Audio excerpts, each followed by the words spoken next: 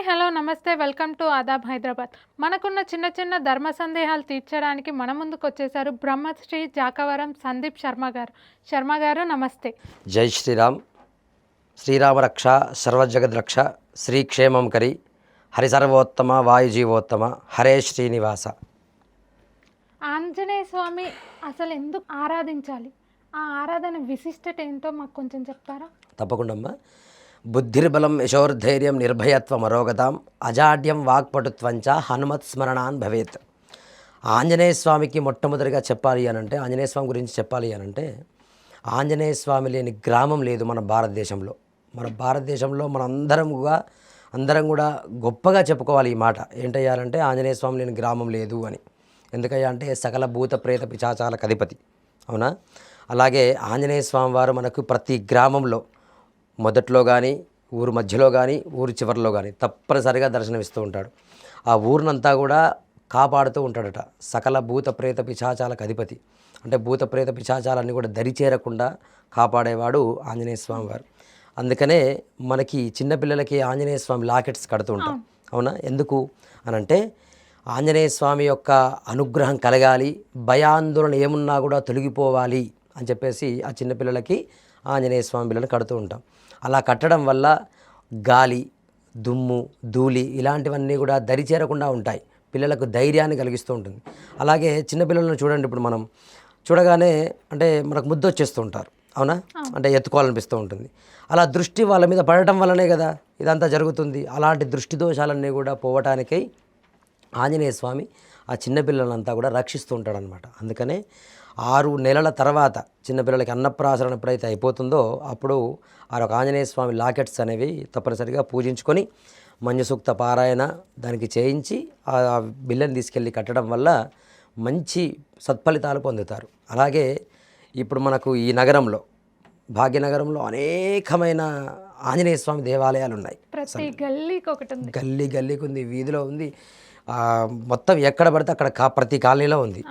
దీంట్లో ఆంజనేయ స్వామి దక్షిణాముఖ ఆంజనేయ స్వామి అంటారు. అంటే దక్షిణాముఖంలో ఉన్న ఆంజనేయ స్వామి చాలా విశేష ఫలితాలను ఇస్తాడు మనకి.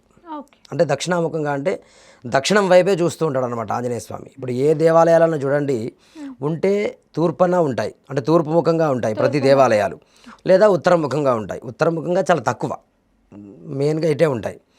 దక్షిణముఖంగా ఉండేటువంటి దేవాలయాలు ఏంటయ్యారంటే మొట్టమొదటిగా ఆంజనేయ స్వామి దేవాలయం. ఆ తర్వాత హయగ్రీవుణ్ణి కూడా దక్షిణాముఖంగా పెడుతూ ఉంటారు. దక్షిణామూర్తి మనకి ఇప్పుడు అందరికీ తెలిసిందే. పిల్లలకందరి విద్యలో ఎలాంటి ఆటంకాలు కూడా రాకుండా ఉండడానికి దక్షిణామూర్తి ఆరాధన ఎక్కువగానే చేస్తున్నాం. ఆ యొక్క ఆంజనేయ స్వామిని ఇంట్లో ఫోటో పెట్టుకుంటే, పటాన్ని ఏర్పాటు చేసుకుంటే, పటాలలో కూడా వివిధ రకాల పటాలు ఉంటాయి. పంచముఖ ఆంజనేయ స్వామి అని, వీరాంజనేయ స్వామి అని, అభయాంజనేయ స్వామి అని, ప్రసన్నాంజనేయ స్వామి అని, దాసాంజనేయ స్వామి అని, ఇలా నానా రకాలుగా ఉన్నాయి. మరి ఇంట్లో ఏ పటాన్ని పెట్టి కొలవాలంటారు? ఏ పటాన్నైనా పెట్టుకొని ఆరాధన చేయొచ్చు. దీనికి ఈ పటాన్నే పెట్టాలనేది ఏమీ లేదు. కొందరు అంటారు కదా, ఇంట్లో పంచముఖ ఆంజనేయుడు ఉండకూడదు, లేకపోతే ఈ పటం ఉండకూడదు, లేదు, ఆ పటం అన్ని రకాలుగా ఉండొచ్చు. ముఖ్యంగా మనకు ఆంజనేయ స్వామి పటం ఉండాలి. అంతే. ఆ పర్వతాన్ని ఎత్తుకొనైనా ఉండొచ్చు, అభయంగానైనా ఉండొచ్చు, దాసోహంగానైనా ఉండొచ్చు. అంటే రాముడికి దాసుడు కాబట్టి దాసాంజనేయ స్వామి అని, అలాగే ప్రసన్నాంజనేయ స్వామి ప్రసన్నంగా ఉంటాడు, ప్రసన్నాంజనేయ స్వామి అని, అభయాంజనేయ స్వామి, వరదాంజనేయ స్వామి అని నానా రకాలుగా ఉన్నాయి. హైదరాబాదులో మనకు భాగ్యనగరంలో చెప్పుకోవాలంటే అనేకమైన దేవాలయాలు, ఆంజనేయ స్వామి దేవాలయాలు వివిధమైన పేర్లతో ఆయన దర్శనమిస్తూ ఉన్నాడు. కాబట్టి ఆయన ఆరాధన ఖచ్చితంగా మంగళవారం ఎక్కువగా చేయటం వల్ల రాహుగ్రహ దోషాలన్నీ కూడా తొలగిపోతూ ఉంటాయి. మరి శనివారం కూడా ఆంజనేయుని పూజిస్తారే, మరి దానివల్ల ఎలాంటి లాభం ఉంటుంది? శనివారము ఆంజనేయ స్వామికి ఆరాధన చేయటం వల్ల శని బాధలన్నీ కూడా తొలగిపోతూ ఉంటాయి. అందుకనే శనివారం ఆరాధన చేయాలి ఆంజనేయ స్వామిని. మంగళవారం ఆరాధన చేయడం వల్ల, మంగళము అంటే ఏంటిది? శుభప్రదం, తొందరగా సత్ఫలితాలను పొందుతూ ఉంటాం ఆరాధన చేయడం వల్ల. అలాగే గ్రహ బాధలన్నీ కూడా తొలగిపోతూ ఉంటాయి. చూడండి, ఆంజనేయ స్వామి పాదాలను తాకకూడదు అంటుంటారు. ఎందుకు అనంటే ఆంజనేయ స్వామి పాదాల కింద శనేశ్వరునికి తొక్కి పట్టుకొని ఉంటాడట. ఎందుకు తొక్కి పట్టుకుంటాడయ్యా అంటే, నన్ను ఆరాధన చేసే వాళ్ళకు నీ బాధలు ఉండకూడదు అని చెప్పేసి అలా దక్షిణాముఖంగా చూస్తుంటాడు. దక్షిణాముఖంగా ఎందుకు చూస్తాడయ్యా అంటే, దక్షిణంలో యముడు ఉంటాడు కాబట్టి ఆ యముణ్ణి చూసుకుంటూ ఇలా శనేశ్వరుని తొక్కుకుంటూ ఉంటాడనమాట. అలా తొక్కుకుంటూ దక్షిణానికి చూసుకుంటూ ఉండటం వల్ల అటు యమబాధలు ఇటు శని బాధలు, అంటే శని అరిష్ట సంప్రాప్తి శని పూజాంచకారయతి శని ధ్యానం ప్రపక్షామి ప్రాణపీడోపశాంతయ అంటారు. శనేశ్వరుడు ప్రాణానికి సంబంధించిన వాడనమాట.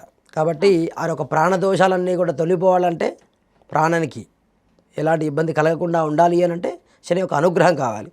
శని బాధలు తొలిపోవాలి అని అంటే ఆంజనేయ స్వామి అనుగ్రహం కావాలి. మరి శనేశ్వరుడు యముడు ఇద్దరు కలిశాడంటేనే ప్రాణానికి ఇబ్బంది కలుగుతూ ఉంటుంది. ప్రమాదాలు జరగటం కానీ ఇవన్నీ కూడా ఎక్కువగా జరుగుతూ ఉంటాయి. సో అందుకనే ఆంజనేయ స్వామి ఆరాధన శనివారము ఇటు మంగళవారం చేయటం వల్ల మంచి ఫలితాలు పొందుతారు. తప్పనిసరిగా పిల్లలకి ఆంజనేయ స్వామి యొక్క అనుగ్రహం కావాలి. ఇంత ముందుకు నేను శ్లోకం చెప్పాను, బుద్ధిర్బలం యశోర్ధైర్యం నిర్భయత్వం రోగదాం అజాడ్యం వాక్పటుత్వం చ హనుమత్ స్మరణాన్ భవేత్. బుద్ధిని, బలాన్ని, ధైర్యాన్ని, యశస్సును ధర్మబద్ధంగా ఉండడానికి ఎక్కువగా కూడా అనుగ్రహించేవాడు ఎవరయ్యా అంటే ఆంజనేయ స్వామి వారు. ఇప్పటికీ కలియుగంలో ఆంజనేయ స్వామి వారు ఉన్నారు అని చెప్పేసి మనకు కలియుగ ధర్మశాస్త్రాలన్నీ కూడా సనాతన ధర్మం హైందవ ధర్మం కూడా చెబుతుంది. ఇప్పటికీ ఆయన ఉన్నాడు, నిజంగానే నిజంగానే ఉన్నాడు, 100% మనలోనే ఉన్నాడు, మన చుట్టే ఉంటాడు, మనల్ని కాపాడుతూ ఉన్నాడు. చిరంజీవి అంటారు కదా, ఎక్కడైనా యోగులకు మునులకు ఎవరికైనా కనిపిస్తాడు తప్పనిసరిగా. వాళ్ళు కనబడేది సూక్ష్మ రూపంలో, అంటే భగవంతుడు ఎప్పుడూ కూడా ప్రత్యక్షమై మొత్తం వజ్రవైడూర్యాలన్నీ కూడా పెట్టుకొని అభయం ఇచ్చి ఇట్లా దర్శనం ఇవ్వడు ఎవరైనా కూడా భగవంతుడు. కాబట్టి భగవంతుడు ఏదో రూపకంగా, ఇప్పుడు చూడండి, మీ ఇంటికి వచ్చి నేను ఏదైనా సహాయం చేశాననుకో, దేవుళ్ళనే వచ్చావు నాకు సహాయం చేశావంటారు. అంటే దేవుడు నిన్ను ఆ రూపంలో నిన్ను పంపించాడు అంతే. సాక్షాత్ దేవుడు వచ్చి అక్కడ కూర్చోడు. ఇప్పుడు చూడండి, తిరుపతికి వెళ్తాం, తిరుపతిలో నాకు మిరాకిల్స్ జరిగినాయి, ఇట్లా జరిగింది అట్లా జరిగింది, నిజంగానే నాకు ఎవరో వచ్చి వాటర్ ఇచ్చారు, నాకు ఎవరో వచ్చి నాకు హెల్ప్ చేశారు, నన్ను పట్టుకొని పోయారు, నేను నడవలేని పరిస్థితులలో కూడా, అంటే కొండ ఎక్కలేని పరిస్థితులలో కూడా నన్ను తీసుకొని వెళ్ళారు అని చెప్తూ ఉంటారు. అవునా? భగవంతులందరూ కూడా ఖచ్చితంగా ఎవరి ఒక రూపంలోనే ఉన్నారు కాబట్టే ఇలాగ మనం అందరము సుఖంగా జీవనం పొందుతూ ఉన్నాం కదా. కాబట్టి ఆంజనేయ స్వామి వారు ఇప్పటికీ ఉన్నారు, నిజంగానే ఉన్నారు. ఆయన అనుగ్రహం అందరికీ కూడా ఉంది. తప్పనిసరిగా చూడండి, వినాయక నవరాత్రులు ఎక్కువగా చేస్తాం, తర్వాత ఆంజనేయ స్వామి ఆరాధన, ఆంజనేయ స్వామి మాలలు ఎక్కువగా చేస్తాం, అలాగే ర్యాలీలు తీస్తాం. అవునా? ఎప్పుడు తీస్తాం? ఆంజనేయ స్వామి జయంతి అప్పుడు తీస్తాం.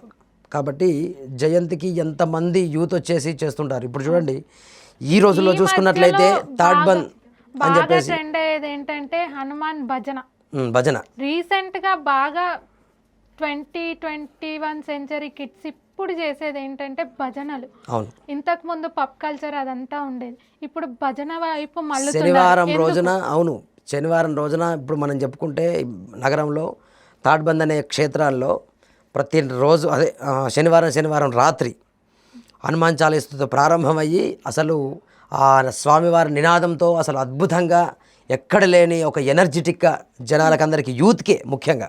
అవునా? మరి ఎందుకు?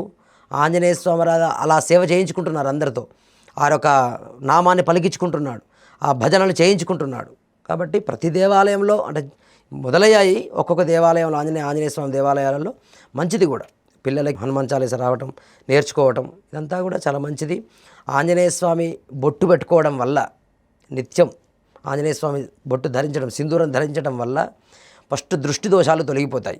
ఇప్పుడు నా దృష్టి మీ మీద పడుతుంది, మీ దృష్టి నా మీద పడుతుంది, అలాగా కొంతమంది దృష్టి మన మీద పడుతూ ఉంటుంది. ఆ దృష్టి దోషాన్నంతా కూడా తీసేవాడు మొట్టమొదటిగా ఆంజనేయ స్వామి వారు. కాబట్టి ఆంజనేయ స్వామి సింధూరం తప్పనిసరిగా నుదిట ధరించాలి. జై శ్రీరామ్, శుభమస్తు.